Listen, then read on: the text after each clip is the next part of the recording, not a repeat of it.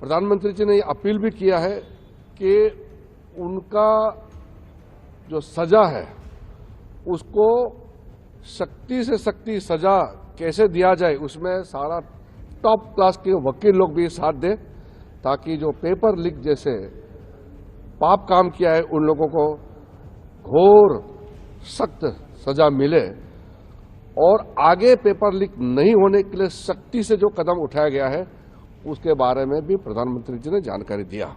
प्रधानमंत्री नरेंद्र मोदी पहली बार NEET paper leak ने लईने પોતાની પ્રતિક્રિયા આપે છે, વાત રજૂ કરે છે। આજે એનડીએની બેઠક હતી અને પાર્લામેન્ટરી આ બેઠકમાં બધા જ સાંસદો હતા। પ્રધાનમંત્રીએ બધા જ સાંસદોને માર્ગદર્શન આપ્યું અને સાથે જ અલગ અલગ મુદ્દા પર દેશમાં જ્યાં વિરોધ થઈ રહ્યા છે એના ઉપર ચર્ચા કરવામાં આવી। આ બેઠકમાં કિરણ રિજિજુ જ્યારે બેઠક પૂર્ણ કરીને બહાર આવ્યા ત્યારે એમણે સ્પષ્ટ એવું કહ્યું કે અમેરિકા સાથેની જે ટ્રેડ ડીલ થઈ છે એને લઈને જે ખેડૂતો વિરોધ કરી રહ્યા છે, ખેડૂતો માટે આ ડીલમાં કંઈ જ ખોટું નથી અને ભારતના ખેડૂતોને આનાથી ફાયદો થવાનો છે, એ વાત પ્રધાનમંત્રીએ કરી। અને સાથે જ નીટ પેપર લીકને લઈને પણ પ્રધાનમંત્રીએ એવું કહ્યું કે જેટલા પણ લોકો પકડાયા છે એમને હજી કડકમાં કડક સજા થવી જોઈએ અને ફરીથી આવું ન થાય એના માટે દાખલો બેસાડવો પડશે। એક બાજુ અંદર જ્યારે બેઠક ચાલતી હતી ત્યારે બહાર હજી પણ જંતર મંતર પર વિદ્યાર્થીઓ જેટલા પણ પ્રદર્શનકારીઓ છે એ બધા ગઈકાલથી જ ત્યાં બેઠા છે, વિરોધ પ્રદર્શન કરી રહ્યા છે। ફરી એકવાર સંસદ સુધી પહોંચવા માટે આજે કૂચ કરવાના છે। ગઈકાલે જે દ્રશ્ય સામે આવ્યા એ સૌથી ભયાનક આંદોલન આટલા વર્ષો પછી માનવામાં આવે છે કે કોઈ દિવસ આટલી બધી ભીડ એ સંસદ સુધી પહોંચી નથી કે સંસદના દરવાજા બંધ કરવા પડે। ગઈકાલે એવી સ્થિતિ થઈ હતી। આજે ફરીથી વિદ્યાર્થીઓ પહોંચે એની પહેલાં જે એનડીએની આખી બેઠક થઈ છે બધા જ સાંસદો સાથે પ્રધાનમંત્રી પણ ત્યાં હાજર હતા। પ્રધાનમંત્રીએ નીટ પેપર લીકને લઈને પહેલી વાર કંઈક કહ્યું છે, નેતાઓને ટકોર કરી છે, મંત્રીઓને ટકોર કરી છે। ધર્મેન્દ્ર પ્રધાનના રાજીનામાની વાત જે છે હજુ પણ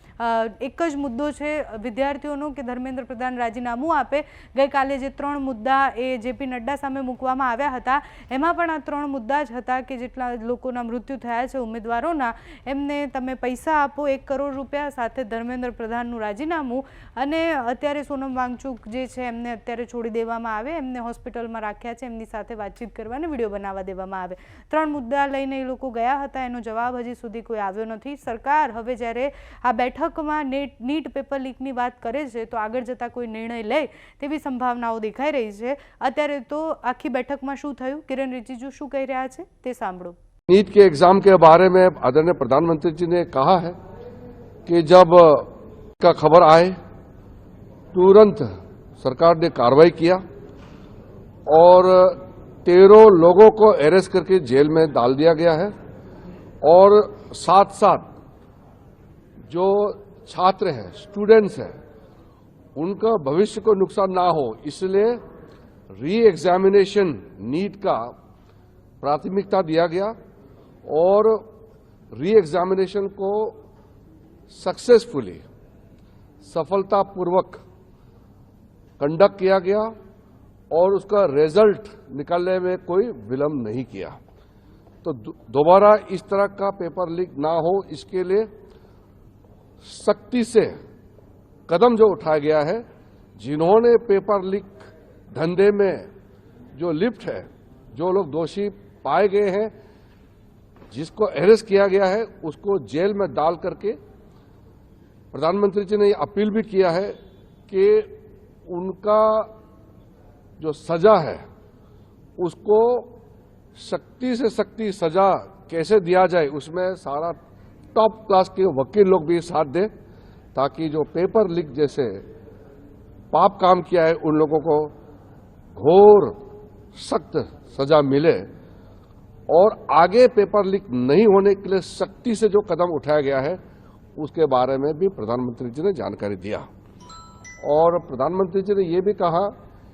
कि पेपर लीक सिर्फ एक राज्य का मामला नहीं है, सिर्फ केंद्र सरकार का मामला नहीं, पूरा देश का हर एक राज्य में जहां जहां पेपर लीक करने में जो लोग लिप्त हैं, जो लोग इस धंधे में इन्वॉल्व है, जिन्होंने काम इस तरह का घिनौना किया है, पाप काम किया है,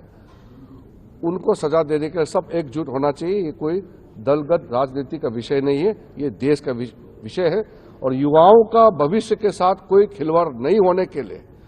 और खिलवाड़ नहीं करने देने के लिए सख्ती से कदम भी उठाए, सजा भी दे दोषियों को, और फिर फुल प्रूफ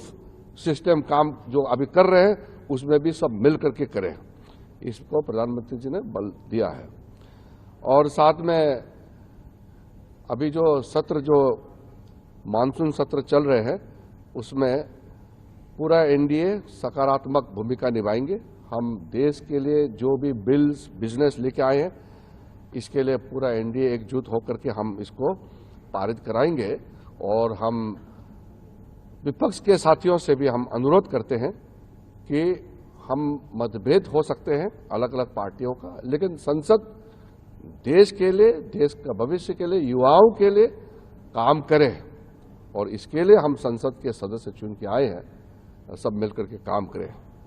इसमें बल दिया। धन्यवाद।